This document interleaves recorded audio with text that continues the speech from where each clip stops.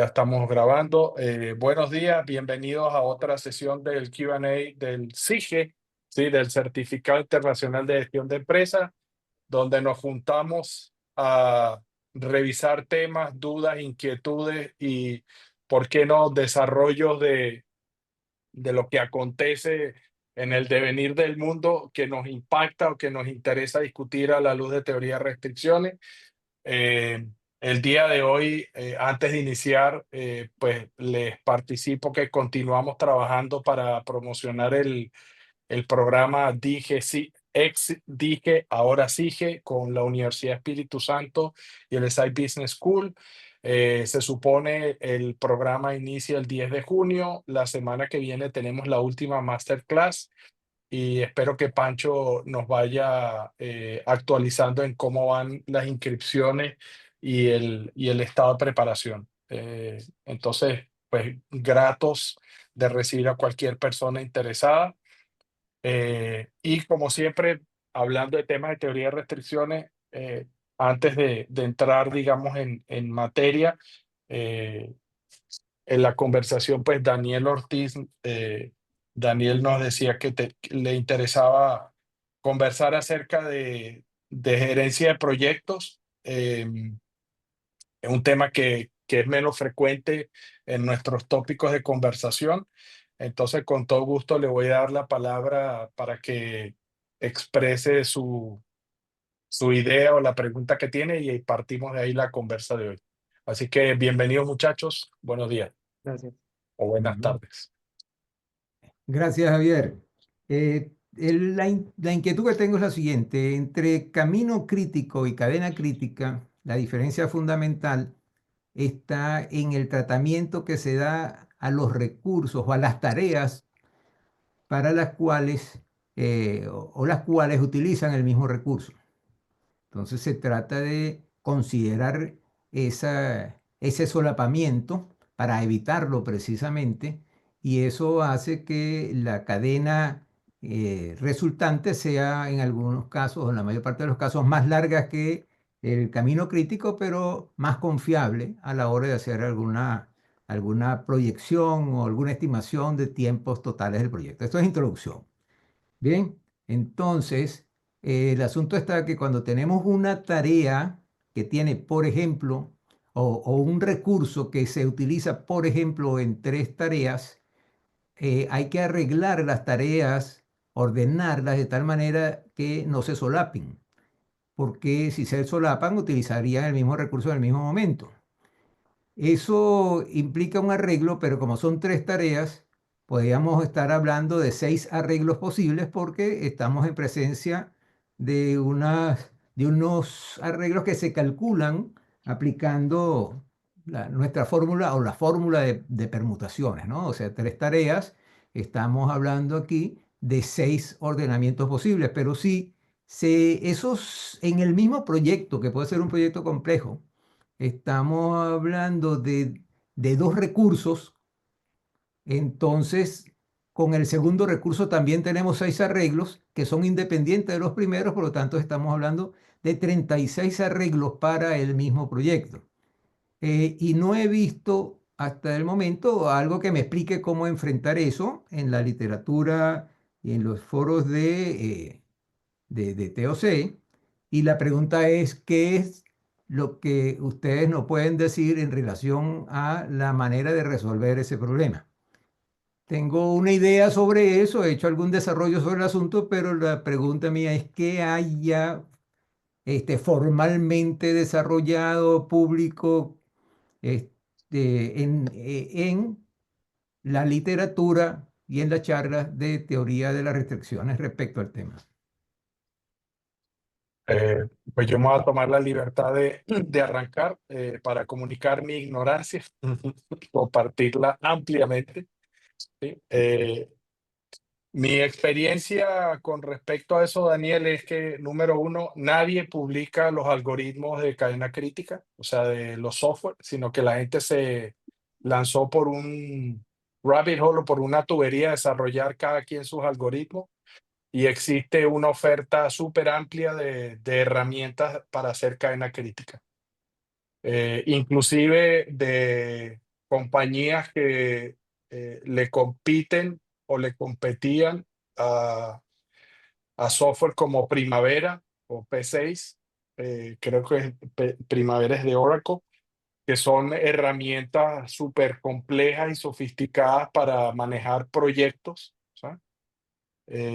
Con una cantidad de capacidades e interdependencias de distintos niveles de granularidad para cualquier proyecto. Un proyecto en Primavera, por ejemplo, estamos hablando de 40.000, 50.000, 5.000, 10.000 líneas, ¿ya? O sea, ese es el nivel de detalle que manejan. O sea, que la capacidad de cómputo y de reportaje que tiene interconexiones es amplia. Habiendo dicho eso, nuevamente público, porque la palabra clave aquí es público o académico. Yo no conozco a nadie que haya publicado eso. Las compañías que existen, que hacen cadena crítica o software, herramientas para tomar un proyecto y elaborar la cadena crítica, la mayoría parte de la siguiente lógica. Lo primero que uno tiene que hacer es elaborar el cronograma, el Gantt, es decir, decidir cuáles son las tareas que hay que hacer al grado de granularidad que uno quiere y cuáles son las dependencias, y después de eso asignar los recursos responsables. Entonces, para resolver la incógnita o la duda que tiene sobre cómo determinar cuál es la permutación más conveniente, la función que debe optimizarse no es solamente la duración más corta posible con las distintas permutaciones, considerando los recursos comunes entre las distintas tareas, sino que una de las cosas, y es mi aproximación por ser una persona, me considero lego en la parte de software, ¿sí? Entiendo, mas no soy experto ni propondría yo programar absolutamente nada, ni hacer un algoritmo, ni una fórmula, ni un cálculo, para que quede claro de dónde vengo. Entonces, ¿qué es lo que hacemos desde el punto de vista del procedimiento? Lo primero que hacemos es entender cómo está la estructura del proyecto. Es decir, para mí lo más importante son dos cosas. Primero es cuáles son las dependencias que existen entre tareas.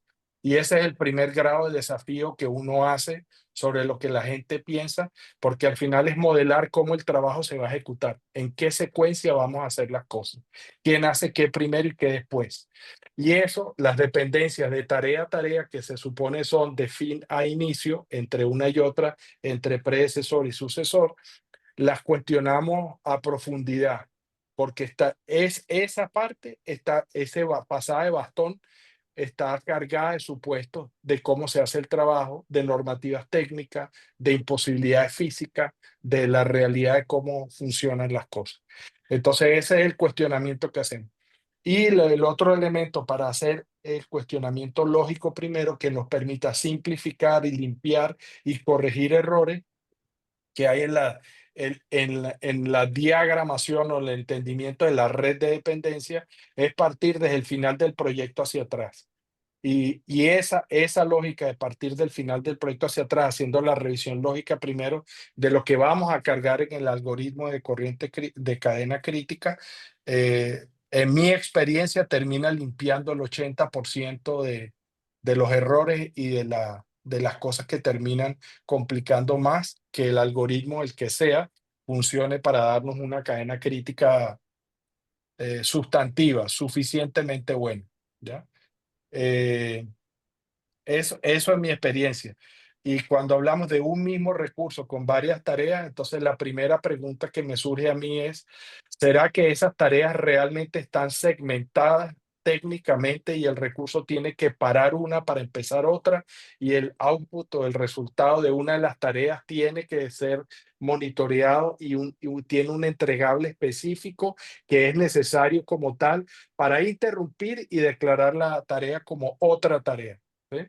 Ese sería como, para mí, la pregunta clave, porque muchas veces para gestionar con cadena crítica lo que hacemos es eliminar la percepción de que el nivel de detalle nos ayuda, ¿sí? Más bien agregamos y consolidamos para tener muchas tareas que se pueden describir como individuales, las agregamos en una tarea macro para gestión. Es decir, por ejemplo, en lugar de colocar todos los pasos y las cosas que hay que hacer para desensamblar un reactor en una en una fábrica industrial grande, ¿sí? Hola, Elenilla, ¿qué tal? Bienvenida. Entonces, ¿qué es lo que se hace? En vez de hacer eso, simplemente se coloca la pieza o el tiempo de duración de desensamble o desarmado de la operación o de la unidad operativa. Y de principio a fin de eso, hay distintas especialidades que participan porque hay una ruta de cómo se desarma ese reactor, por ejemplo. ¿Ya? Y esa es la que normalmente usa, entonces se sabe cuáles son las herramientas, cuáles son los equipamientos que se requieren, que hay que desarmar primero, porque existe también consideraciones de seguridad, de espacio, de elementos de espacio físico para entrar, para meter equipamientos, herramientas, etcétera. Perdón si me extendí, pero esas son mis consideraciones. Entonces pienso que al final, después de simplificar toda esa complejidad, los algoritmos pues hacen lo que tienen que hacer y como tú dices, son permutaciones y optimización. Pero la decisión estratégica, el modelaje, cómo queremos que se ejecute el trabajo, para mí ese es el trabajo intelectual que hacemos antes de que matemáticamente o con un algoritmo optimicemos nada. Sí. Planteaba que la función optimizar no era solamente de tiempo, pero no capté cuáles eran las otras variables de optimización que no son el tiempo. Eh, Simplemente desde el punto de vista de la relación de dependencia entre las tareas. Para que cuando una tarea termina, empieza la otra, si es el mismo recurso, si no lo podemos manejar como una sola cosa, ¿por qué tiene que estar separado? ¿Y por Sí, qué es el único recurso que la puede hacer? sí, ¿Ya? sí. Sí, Que mi son preocupación, preguntas lógicas más que de cálculo matemático para mí. claro.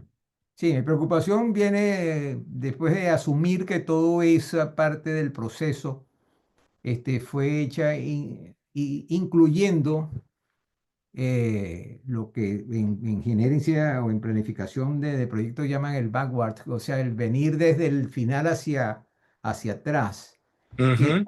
para cadena crítica es muy importante porque uno de los planteamientos es ir contra aquella premisa de que mientras más pronto se comience, mejor.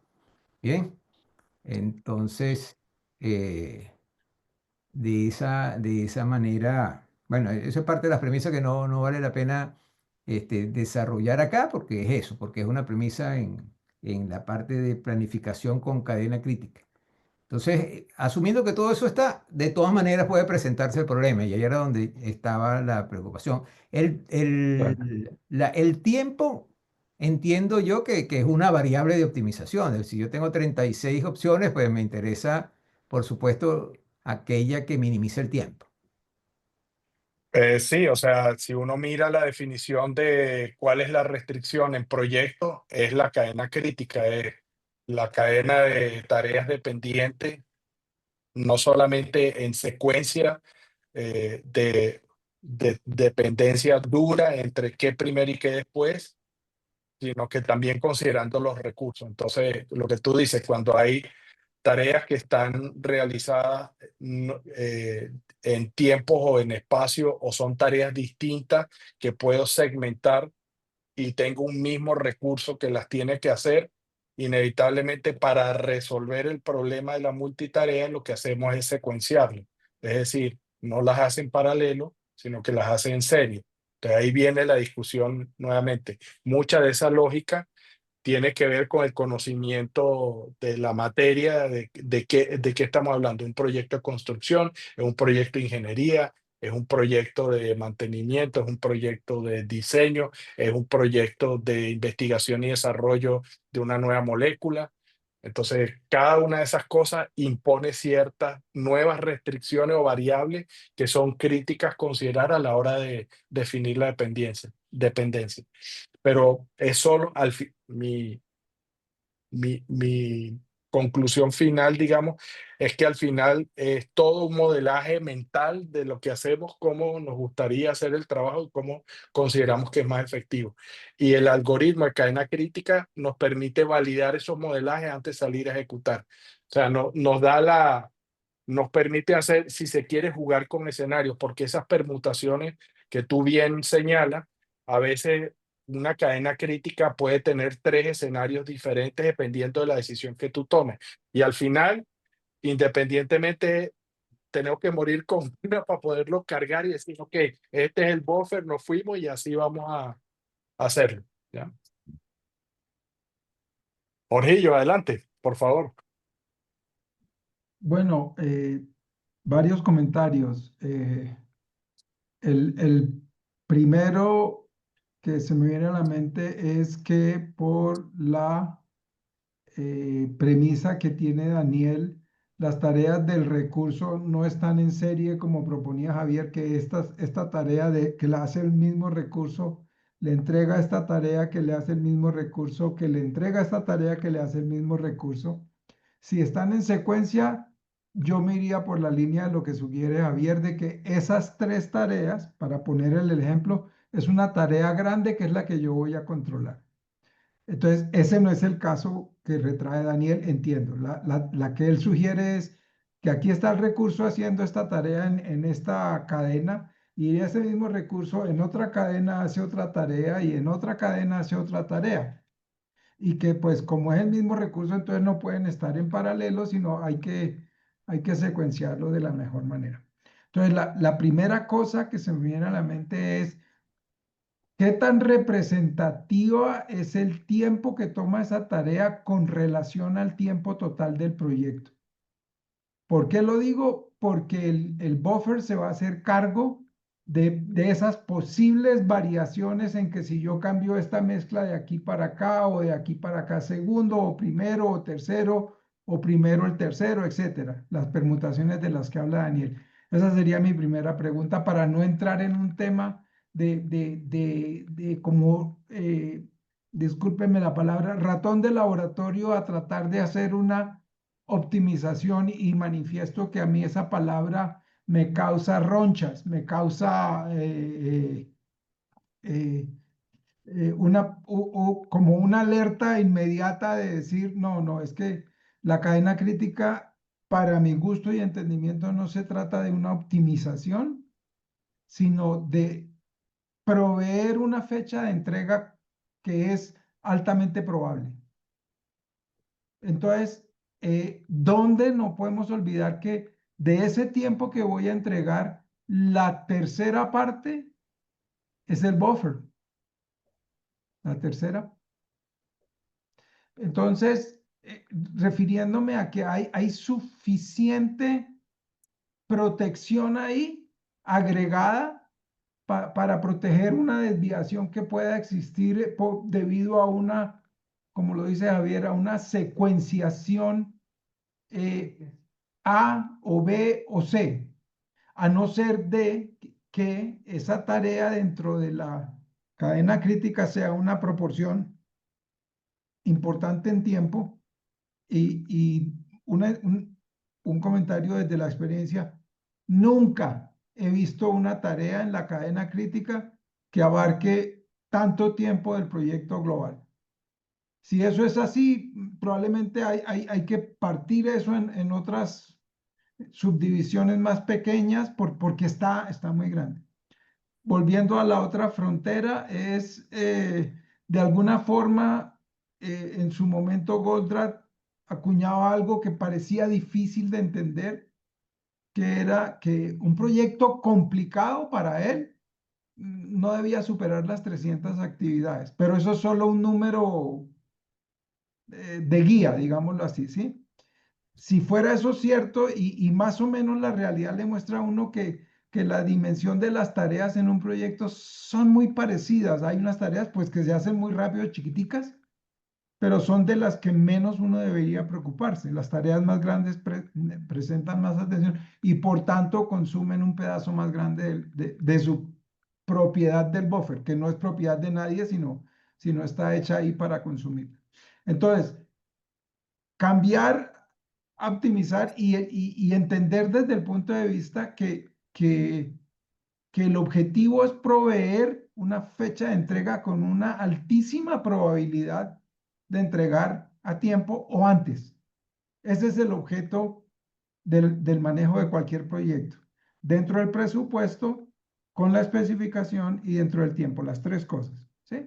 Entonces, es muy probable, yo no he vivido esa experiencia y matemáticamente no se me ocurre que pueda desviar tanto el tema de la entrega final del proyecto, una dependencia de un recurso.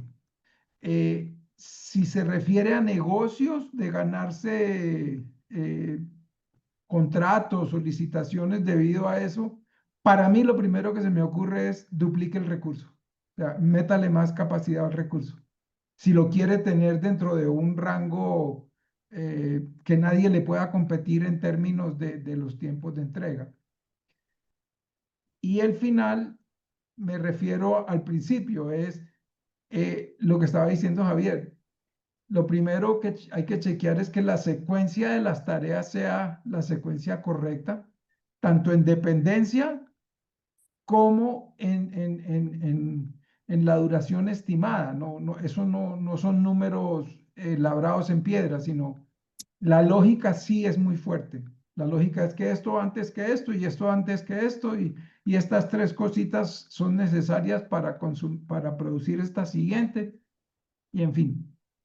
Entonces, eso es lo que se me viene a la cabeza. Sí recuerdo en el Insight, en el Insight de proyectos, hay un ejemplo en donde se crea lo que se denomina como una ventana en el proyecto donde no hay actividad por cuenta de la dependencia que yo escogí para los recursos que estaban restringidos no por la secuencia, sino por su necesidad de ser realizada por el mismo recurso. Finalizo diciendo que las otras cosas que han surgido simples y prácticas en el manejo de proyectos manejan con creces las desviaciones que hay. Me refiero, un ejemplo, FullKit maneja una cantidad de desviaciones en los proyectos, quizás aún mayor que la que puede generar una dependencia como la que está proponiendo Daniel. Sin lugar a dudas, multitareas, sin lugar a dudas, ¿sí?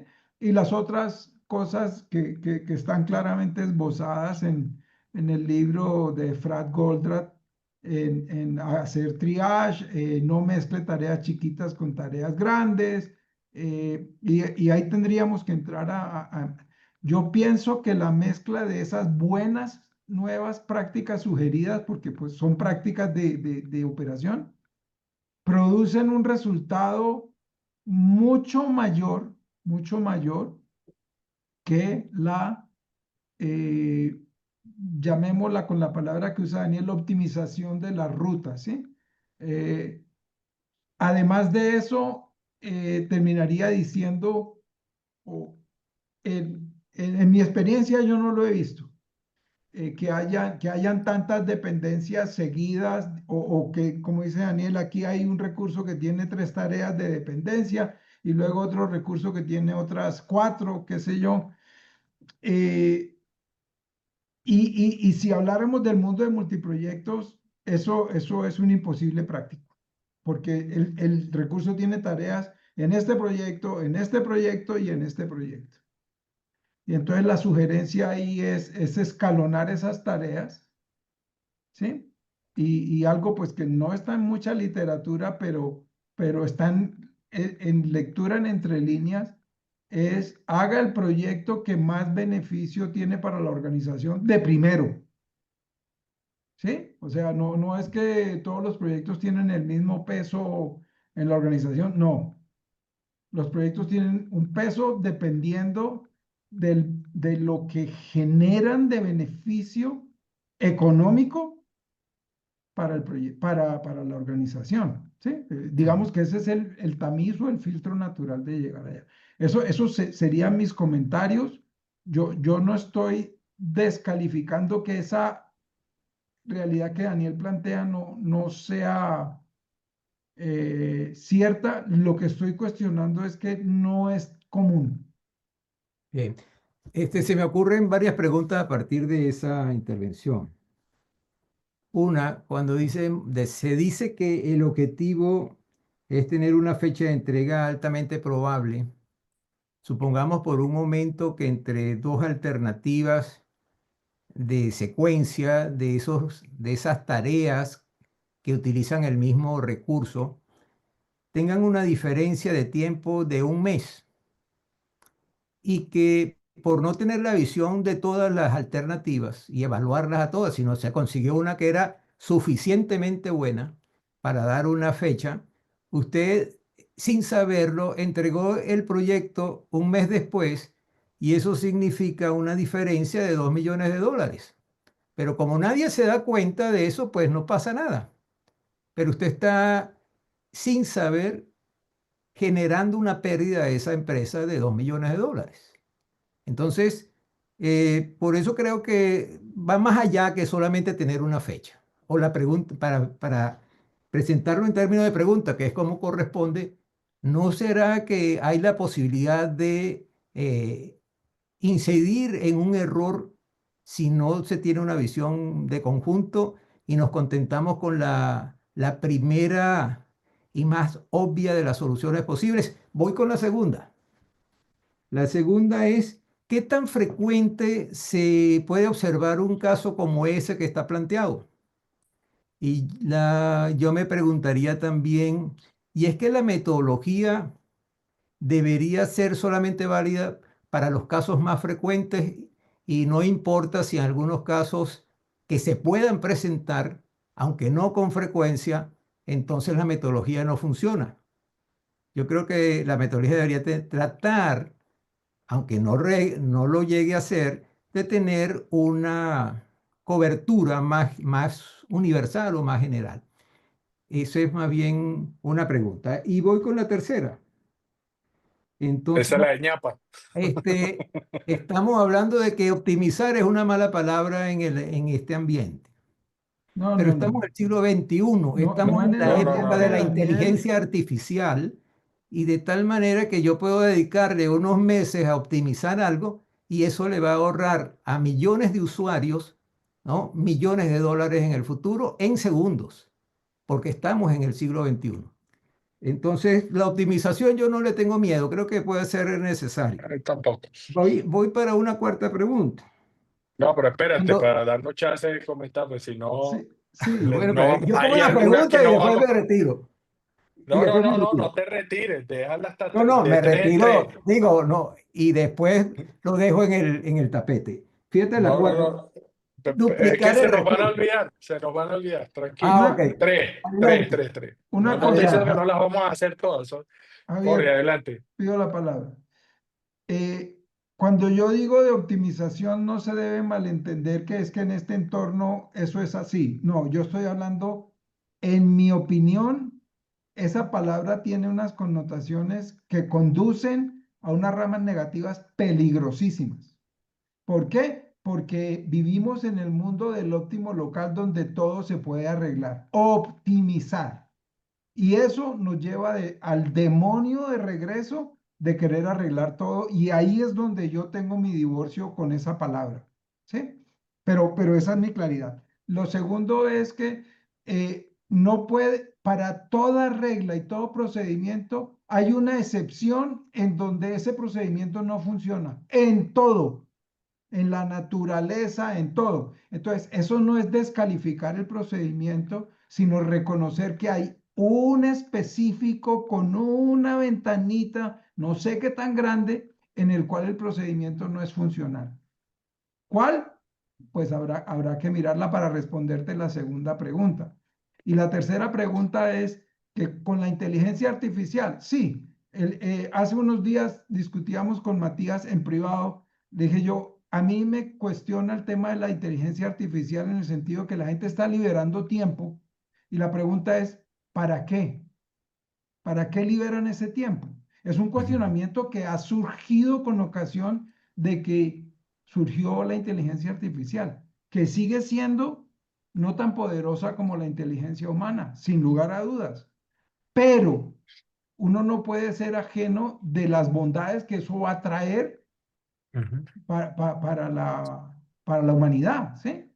El problema es que para mí comenzamos a depender de eso con una poca, mediana o nula entendimiento de lo que eso es capaz de hacer. En mi caso yo no uso eso. No lo uso porque no lo tengo, no lo conozco, no. Y en lo que yo estoy haciendo no veo una necesidad práctica Fíjate, el de planteamiento con usarlo, pero inteligencia no, artificial no es que vamos a usar la inteligencia artificial para el proyecto, sino que estamos en la era en que la tecnología se ha desarrollado tanto que hasta ha llegado la inteligencia artificial. O sea, en esa claro. era tenemos herramientas para ir más allá. Y esto Ahora, tiene que ver con el otro elemento de que la metodología tiene un límite en un momento dado, pero decir que eso es así, que siempre, nunca va a ser completa, es renunciar al esfuerzo de mejorar, de no. hacerlo más general, lo cual es mediocridad. No, yo no estoy diciendo eso. Yo lo que estoy diciendo es que sea la respuesta más avanzada o la menos avanzada, todas tienen un nivel en donde no funcionan, todas. Yo no he dicho que voy a renunciar a buscar una mejor solución para eso, pero lo que sí estoy diciendo, que lo dije desde el principio, yo no estoy renunciando a mirar que pueden haber dos cadenas críticas distintas o tres, dependiendo de la relación que haya entre la dependencia de ese recurso. Eso yo no lo dije. Yo lo que le dije es que hay que dar una fecha de entrega con una alta probabilidad, habiendo hecho eso. ¿Sí? Pero no se puede convertir en fractal o decir, es que voy a irme a la, como dice Javier, me gusta la palabra, a la granularidad de decir que estas fechas más estas, no, ahí ya se pierde la esencia de que todas las tareas van a tener variabilidad. Y lo que necesitamos es la secuencia, más que las duraciones las gobernamos de otra índole, ¿ya? Entonces, que no se malentienda que yo estoy diciendo que la primera que se me ocurre de las secuencias, siendo evidente que pueden haber otras secuencias y que eso, en general, lo que yo he observado, los algoritmos de hoy lo tratan con relativa buena solución al final del día. eh, y mi cuestionamiento en eso es que, ¿qué tanto se puede desviar al final, asumiendo que una tarea individual, pues, pues es un porcentaje pequeño de la cadena crítica? ¿Sí? No he conocido un proyecto en donde una sola tarea tenga más allá del 8 9% de la cadena total. Pero Y esos son las realidades que yo he observado. A lo mejor yo no tengo suficiente experiencia en eso. sí, respecto a eso, era, con la experiencia, era mi cuarta pregunta precisamente, y es que resulta que nadie tiene una vida tan larga en ningún aspecto para que su experiencia pueda haber considerado todas las situaciones que se pueden presentar y no necesariamente en todas las ocasiones tuvo la madurez para capitalizar esa experiencia. O sea que con la experiencia hay que tener cuidado porque está sobrevalorada. Esa era la cuarta. No, Solamente me queda no. una en el No, tapete. Yo lo único que retrotraigo con mi experiencia para este grupo es eso. Simplemente yo no la he visto. Eso no quiere decir que no exista. ¿Sí? sí, no la estamos negando, No la sin estoy negando, embargo, sí. sino simplemente mire, no me he tenido que enfrentar a ese problema debido a que no lo he visto, que Eh, es un problema el cual se puede presentar, hombre, yo no lo desconozco, y habrá que tocarlo ahí. Y repito, mi sugerencia sería si sabe que están esas dependencias así, pues tiene que hacerlo o con papelitos o con un software que le ayude a identificar cuál es el total de tiempo que tiene que estar ofreciendo, porque es que ese es el compromiso para el mundo exterior. ¿Cuánto le voy a entregar? ¿Con qué especificación? ¿Y dentro de qué presupuesto? Esas son las tres cosas que al final del día no cambian una y otra, cambia la longitud del tiempo.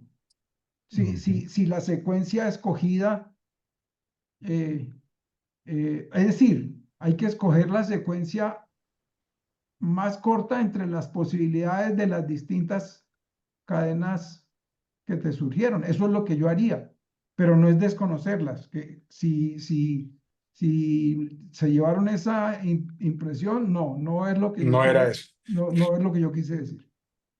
Si me permite, entonces yo voy a compartir varias ideas que tengo después de haber escuchado eh, digamos, los comentarios de Jorge y de Daniel con respecto a sus preguntas. La primera es con el ejemplo este del mes, por no haber considerado la optimización de la cadena crítica, perdimos un mes. Entonces, pues para mí, para no adentrarme en ese ejemplo específico, creo que la lógica fundamental que hay que ir para resolver eso es que cadena crítica o las herramientas de planificación del proyecto no son la panacea ni es la única solución. ¿Sí? Y hablando también sobre el tema del mejoramiento, la optimización, los nuevos conocimientos, acuérdense que cadena crítica salió en el 97 y ese era el conocimiento que Eli tenía cuando por primera vez se metió a que alguien lo jaló a hacer un proyecto. Y les recuerdo, eso fue Statoil que le dijo, ya no sabemos qué hacer. Tenemos estas plataformas, no las podemos meter a tiempo, no, tenemos un récord perfecto, ¿sí? Agarramos, hacemos el plan, multiplicamos por 4 y después rezamos. Y así, con todo y eso, no entregamos ni una plataforma a tiempo, vivimos atrasados y eso estamos hablando de que ahí el negocio está clarísimo. eh, es mientras antes empiezo a sacar petróleo, en ese momento eso es plata que está entrando. Entonces, no es solamente el valor desde el punto de vista del aspecto físico del bien o el activo que estamos extrayendo, que estamos construyendo, lo que estamos generando con el proyecto, sino el tiempo tiene un valor intrínseco también. Entonces, por eso hacerlo antes tiene valor, entregar antes tiene valor generalmente cuando estamos hablando de proyectos. Pero esa decisión no puede ser tomada cuando ya yo estoy metido en el paquete del proyecto. Tiene que ser tomada antes, como decía Jorge, cuando yo entiendo cuál es el impacto que esta decisión va a tener sobre el negocio. Quiero tomar la decisión del mejor proyecto con la mejor contribución en el menor tiempo posible para generar ¿qué? Unidades de la meta, más flujo de caja, más utilidad y más retorno sobre la inversión. Cuando uno lo mira de esa manera, creo que entonces el triaje y todas estas cosas tiene mucho sentido. Y lo otro que les quería comentar, haciendo la lógica de Jorge, es que uno en proyectos, para mí es una cosa fascinante desde el punto de vista siguiente, cuando uno mira, él decía, cuando Statoil me mandó toda la experiencia que tenían, ¿sí? Eran proyectos de 40.000 líneas y me di cuenta que en la cadena del camino crítico eran 40 actividades de las 40.000.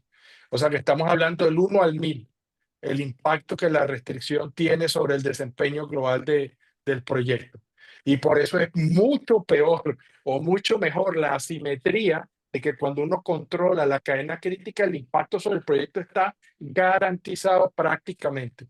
Mientras que en operaciones es 1 a 100, es una restricción en cientos de recursos. Entonces ahí baja de 1 a 100, de 1 a 1000. Ese es el impacto que en proyecto estamos hablando. Entonces la cadena crítica uno la controla más o menos bien y lo que decía Jorge, la probabilidad, la asertividad de entregar mucho mejor. El problema no es que queremos entregar en la fecha probable o antes. El problema es que hoy en día ustedes van y la mayoría de los proyectos se entregan tarde o con algún sacrificio de algo. Más plata, menos alcance, la gente que está quemada, la gente que no quiere hablarse nunca más, ¿sí? Entonces, cuáles son los otros dos comentarios que iba a hacer? Hoy en día estamos en el tema de que cadena crítica ya no es el libro de Eli, sino que además son los 12 principios de flujo. Esas cosas, como decía Jorge, el triaje, la segmentación o la segregación, la estandarización, el full kit, nada de eso aparece en cadena crítica. En cadena crítica lo que está es la multitarea y el amortiguador. Punto. Son 2 de 8 principios grandes fundamentales que no solo sirven para proyectos, sino interacción entre proyecto y operación. Entonces, para terminar y darle pues la palabra a quien quiera comentar algo más, en los proyectos que venimos haciendo en distintas grandes complejos industriales, minería, es interesante. Estamos haciendo el proyecto con una empresa minera para, ¿cómo se dice?, reacondicionar una planta que es responsable por la utilidad que esperan generar de aquí a los próximos 10 años. Y hace 2 años era un cascarón que nadie le importaba nada, ¿ya? Pero con el tema de la transición energética se convirtió en la gallina de los huevos de oro. Es para darles la importancia que tiene el proyecto. Entonces, se hizo toda una inversión en hacer el diseño en ingeniería utilizando las últimas tecnologías de BIM, AWS, donde se construyen todas las estructuras de los planos, se levantan en 3 dimensiones y se arman en paquetes, ¿ya? Como para decir, este paquete, este paquete. Bueno, nosotros introdujimos con la lógica del full kit y la lógica del control de WIP 2 herramientas simples. Una que es el WIP board, el tablero de WIP, simplemente para entender cuántas tareas se están liberando para cada uno de los contratistas que son expertos en la área de infraestructura y construcción civil, o en la parte eléctrica, o en la parte mecánica, en la parte hidráulica y en la parte de automatización, ¿ya? Entonces, todas esas cosas se tienen que sincronizar. Pero aquí viene el quid de la cuestión. Es una planta que está operando y está produciendo porque ahí viene la generación de utilidad. Entonces, cada intervención que se hace, no pueden dejar de producir. Y el espacio físico es la planta donde está, o sea que tienen que sacar tubería, mover, construir una columna, poner un techo, tirar un tanque, meter otro, abrir un espacio, taladrar, romper, volver a tirar una base, poner un filtro y todas esas cosas mientras la planta está operando, ¿ya? Entonces, si uno habla de andar haciéndole terminar de construir el avión volando, es eso. ¿Ya? Entonces, ¿cómo carajo, perdón, cómo caramba hace uno, ¿no? Para no parar la producción, que no se me caiga ni 1 milímetro y además hacer toda esa sincronización? Pues adivinen, una cosa es el plan que está en cadena crítica y otra cosa es lo que se hace todos los días mirando. Entonces tenemos el tablero de WIP de no sobrecargar y después hay otra cosa que se llama el mapa de el mapa de golpeo o el mapa de enfrentamiento. ¿Qué significa eso? Tenemos todos los paquetes ingenieriles que hay que montar. Tenemos la secuencia en la que hay que intervenir para no dañar el flujo productivo. Pero además también tenemos que considerar qué especialidad tiene que entrar, cuándo y dónde hay tareas que se tienen que liberar de acuerdo a la programación de cadena crítica, donde nos está exigiendo 2 áreas diferentes, mecánica e hidráulica, y compiten por el mismo espacio. Tiene que ir a intervenir el mismo tanque para hacer 2 cosas diferentes. Entonces, cuando empezamos a mirar el mapa como enfrentamiento de batalla, decimos, no, este escuadrón tiene que retrasarse y lo vamos a segmentar. Lo vamos a segmentar en la práctica. No estaba así porque son 2 especialidades diferentes, son 2 recursos diferentes. La restricción dejó de ser el tiempo de ejecución. Tiene que subordinarse al espacio de actuación. Entonces, eso es para mostrarle que la cadena crítica está fantástica, pero me reventó la restricción para hacer ese proyecto en otro lado. Es el espacio físico donde yo puedo meter cuánta gente para hacer el trabajo. Y ya ahí sí me callo. Pero mira todo lo que despertaste, Daniel, con tus preguntas. Yo Elena, quiero, hable. al final solamente quiero presentar mis excusas porque no solamente hice la pregunta, sino que también di algunas opiniones, ¿no? Teóricamente No, estamos para hacer preguntas y recibir respuestas, pero bueno, está bien. depende del día, la hora y el host. Así que tranquilo. Elena, que estabas escribiendo, prefiero que hables que escribas. Sí, está escribiendo. No sé cuánto tiempo nos queda porque un poquito tarde. 10 minutos. Bueno, tenemos tiempo suficiente. Bueno, una vez dijo una persona, lo peor en lo que te puedes meter es en una gestión de proyectos. Y yo dije, no, lo mejor que te puedes meter es en una gestión de proyectos, desde mi punto de vista. Yo amo gestionar proyectos y ahorita lo que decían, yo creo que toda metodología funciona. siempre y cuando, entendamos bien el proyecto, comprendamos bien por qué queremos llegar a esa fecha, entendamos todas las actividades que tienen y que se tienen que involucrar en el proyecto, y eso solamente se tiene con la parte de estar abiertos a preguntar, estar abiertos a escuchar a veces a lo que no estamos de acuerdo, pero que podemos negociar con las otras personas para plasmar todas las actividades que necesitamos tener para el proyecto. Y tener mucha presencia, yo digo eso, tener mucha presencia para poder identificar el punto crítico y el que va a hacer que dependan ciertos puntos a seguir, ¿no? Yo desde mi experiencia y uno de los proyectos que más hablo, he tenido muchísimos, pero el lo tengo así bien claro, 9 de noviembre del 2008, tener que tener a punto todo listo para la transferencia de una línea de producción de Italia a México. Tuve que mover el 80% de la localidad actual, mover piso de producción, quitar plataforma, todo, porque era piso de ESD, teníamos alfombra, poner piso vinílico, todo, y teníamos que cumplirlo.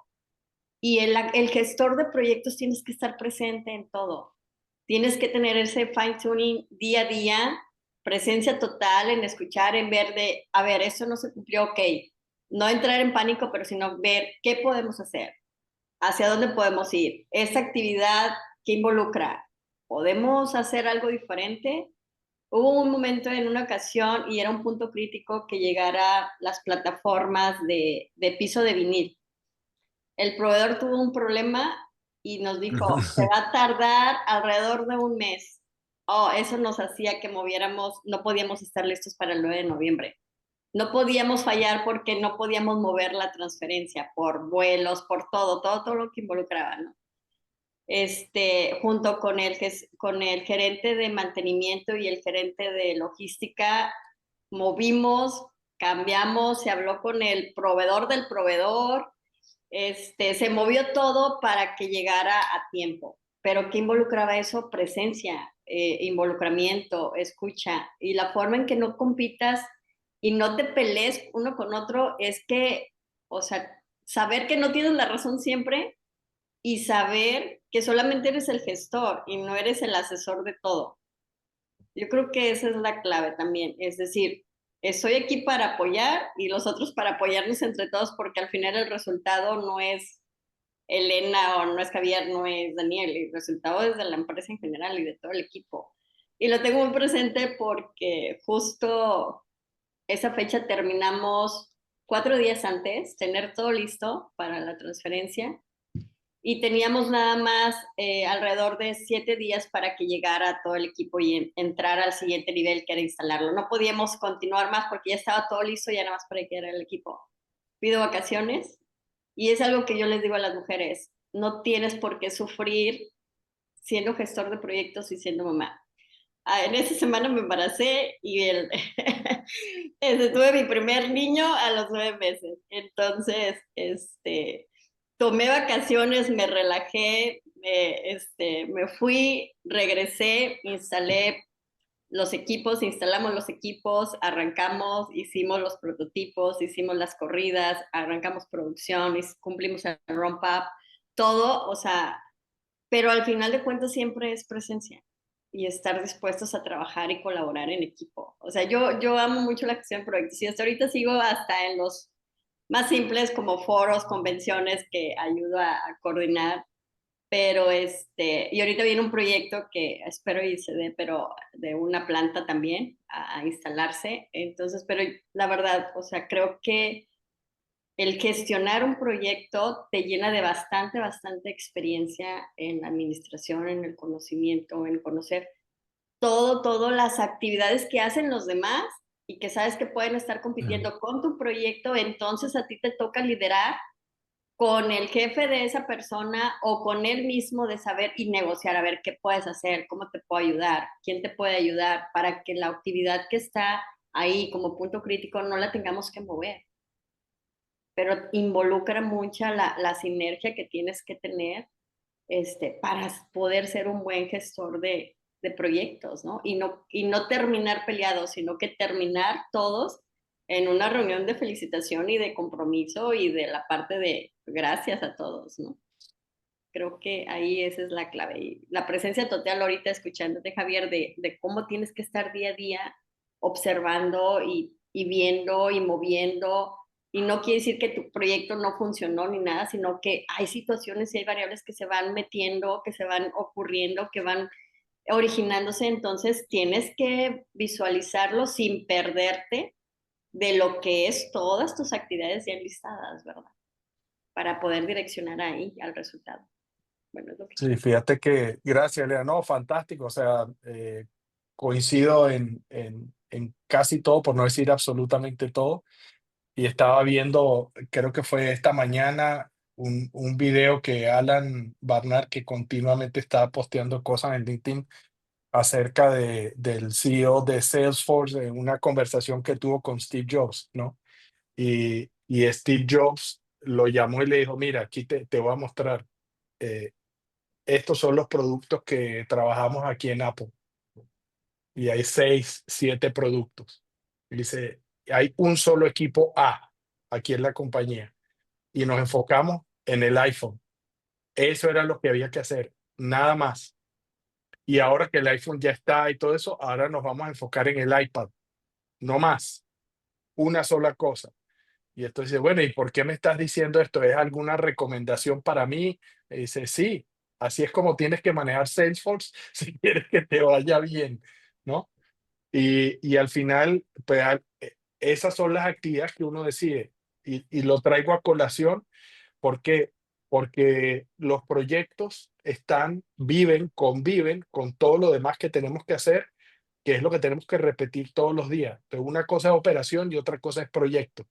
Y los proyectos se supone que es para elevar y para mejorar la operación o sustituirla, lo que sea. Al final, uno lo que está mirando es la combinación de estas dos cosas, lo que hacemos todos los días. ¿Cumple la misión y el propósito de la compañía, sí o no? Necesitamos hacer una cosa nueva porque tenemos que ajustarnos a los cambios que aparecen y existen en la realidad, sí o no. Y eso nos demanda proyectos para mantener la continuidad operacional y para mejorar la continuidad operacional. Y como personas pasa exactamente lo mismo. Nuestro tiempo está sobredemandado, el de todo el mundo. Entonces, al final, no solamente es decidir cómo invertimos el menor tiempo posible en traer cosas nuevas y mejores.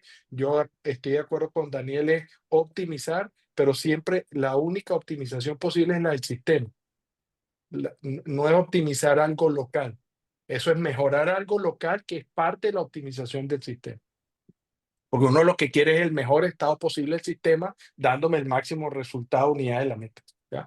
Y con eso ya me callo. ¿Algún comentario? Estamos sobre la hora. Me hicieron hablar de más. Daniel, no te voy a dejar hacer más preguntas porque te dijiste una y eran 4. No, tranquilo. Bienvenido. Para mí me hizo pensar. Aprendí de las cosas que no sé. Entonces, espero que haya sido una contribución. Gracias, Jorge, por tus comentarios, Elena. Y le queda a Gustavo para las preguntas para la próxima semana. No, Yo no, porque me no. gusta molestar a Gustavo nada más. Está muy bien, está muy bien. No, no, yo activé el micrófono porque llegué tarde y no los había saludado nada más. Listo. Pues agradecerles que tengan un lindo jueves, un feliz fin de semana que luce fantástico, por lo menos desde mi perspectiva. Ojalá lo disfruten tanto como yo y nos vemos el jueves que viene. Bueno, Y gracias gracias por la a reunión Daniel Ortiz. fantástica. Un abrazo. Chao, chao Chao, a todos. muchachos. Gracias. Chao, Gracias. chao. Chao. Abrazo, hasta luego. Chao, chao.